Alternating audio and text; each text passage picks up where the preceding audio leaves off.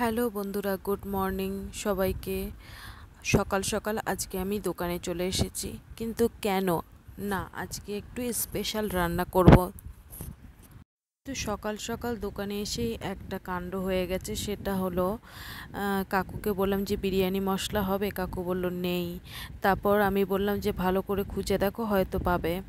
পরে যখন আমি চলে আসছি তখন উনি আমাকে ডেকে বলছে হ্যাঁ আছে বিরিয়ানি মশলা, নইলে তো আমি আজকে হতোই না আমার রান্না, আজকে হয়তো ডাল ভাত খেতে হতো। আর এদিকে দেখো আমি বিরিয়ানি বানানোর জন্য কি কি নিয়ে নিয়েছি। আজকে আমি রান্না করব একদম মাছ মাংস ছাড়া, ডিম ছাড়া বিরিয়ানি। এর জন্য আমি সব মশলা গুছিয়ে নিয়েছি। আমি পেঁয়াজ, আদা, রসুন, তারপরে গোটা জিরে, গরম মশলা সব পেস্ট করে নিয়েছি। আর এদিকে পেঁয়াজও ভেজে নিয়েছি। আজকে আমি সয়াবিন দিয়ে বিরিয়ানিটা বানাবো। আমি সামান্য তেল, সামান্য না, ভালোই তেল দিয়েছি। তেল দেওয়ার পর আমি ভালো করে মশলাটা কষিয়ে নিয়েছি, কারণ মশলাটা কিন্তু একদম মাংসর মতনই কষাতে হবে, তবেই কিন্তু বিরিয়ানির যে তরকারিটা আছে সেটা বেশ ভালো লাগবে খেতে। আর আমি পেঁয়াজটা ভেজে নিয়েছি, এটা বেরেস্তা আমি বানিয়েছি। আর এই যে আমি ভালো করে আলুগুলো ভাজার পর মশলার সাথে অ্যাড করে দিয়েছি। সয়াবিনটাও ভালো করে ভেজে নিয়েছি, এদিকে গরম জল দিয়েছি। আর এই গরম জলটা হয়ে গেলে আমি এর মধ্যে দিয়ে দিলাম, তাহলে কি আলুটা তাড়াতাড়ি সেদ্ধ হয়ে যাবে। আর আমি সয়াবিনগুলো দিয়ে দিলাম। তরকারিটা এদিকে হচ্ছে, এদিকে ভাতটা হচ্ছে। ভাতটা ফুটে গেলে আমি বিরিয়ানিটা রান্না করব। আর এদিকে আমার তরকারিটাকেও এতক্ষণে হতে দিচ্ছি। আর আমার তরকারিটা হয়ে গেছে, আমি এবার লাস্টে একটু বিরিয়ানি মশলা অ্যাড করে দিলাম। আমি কিন্তু তরকারিটা রান্নার সময় সামান্যটুকু ঘি দিয়েছি। ঘি দিলে কিন্তু তরকারির যে সেন্টটা আছে একদম ভালো, মানে খুবই ভালো আসে। তারপরেই দেখো আমার ভাতও হয়ে গেছে। আমার ভাতটা এবার আমি গড় দেব।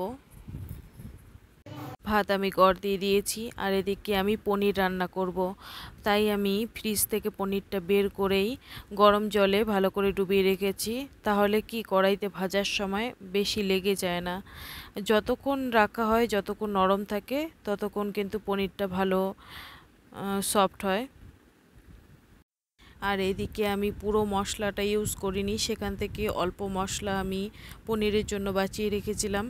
তারপরে 2 পিস আমি পনিরও দিয়েছিলাম ওতে, পনির দিয়ে ভালো করে আবার একটু বেটে নিয়েছিলাম। নেওয়ার পর আমি পরিমাণ মতো নুন, হলুদ, তারপরে মিষ্টি অ্যাড করেছি। আর এই মশলাটা আমি ফার্স্ট টাইম ইউজ করছি। এটা হলো পনির বাটার মশলা। জানি না কেমন হবে। আমি তো দোকানদার কাকুকে বারবার জিজ্ঞাসা করছিলাম পনিরের এই মশলাটা কেমন হবে। দোকানদার কাকু তো বলছিল হ্যাঁ ভালোই হবে, নিয়ে যাও। তো দেখি, ফার্স্ট টাইম ইউজ করছি, যদি ভালো লাগে তারপরে আমি এইভাবেই এই মশলাটা দিয়ে রান্না করব। আর এদিকে আমি বিরিয়ানির জন্য ঘিয়ের ওপর আমি গরম মশলা ভেজে নিয়েছি। আর ভাত, সামান্যটুকু ভাত আমি ঘি দিয়ে ভালো করে নাড়িয়ে চেড়ে নিলাম। তারপর আমি পুরো ভাতটা ঘিয়ের মধ্যে ভালো করে মেখে নিলাম। আর এদিকে আমি কালারটা মিশিয়েছি দুধ দিয়ে, গুঁড়ো কালার। আর এদিকে আমি বেরেস্তাটাও দিয়ে দিলাম, মশলা দিয়ে দিলাম, বিরিয়ানি মশলা। একটা মাংসর মতো ফ্লেভার আসছিল, সত্যি বিরিয়ানিটা কিন্তু খুব ভালো হচ্ছিল। দেখতেও কিন্তু অনেকটা মাংসর মতনই লাগছিল। আর আমি আতর, মিঠা আতর একদম সামান্যটুকু থাকায় আমি কোনো মতনই ঝেড়ে ঝুড়ে দিয়ে দিলাম। বেশি মিঠা আতর দিতে হয় না, 1 ফোঁটা 2 ফোঁটা মতন মিঠা আতর পড়লেই কিন্তু অনেক। মনে হচ্ছে মাংসর সাথে আমি বিরিয়ানিটা করেছি, মনে হচ্ছে যে মাটনের সাথে বিরিয়ানি করেছি। কিন্তু এটা আমি সয়াবিন দিয়ে করেছি। এর আগেও আমি সয়াবিন দিয়ে বিরিয়ানি বানিয়েছি, খুবই ভালো হয়েছে। আর আমার পনিরের তরকারিটা হয়ে গেছে। পনিরটাও দেখতে খুব ভালো লাগছে, জানি না খেতে কেমন হবে। আর এদিকে বিরিয়ানিটাও আমি ঢাকা দিয়ে দিয়ে ভালো করে বানিয়ে নিয়েছি। এদিকে আম কেটেছি, আর বিরিয়ানি নিয়ে আমরা খেতে বসে গেলাম। আমার বরমশাই তো বলছে যে খুব সুন্দর হয়েছে বিরিয়ানিটা, আর পনিরটাও খুব ভালো হয়েছে।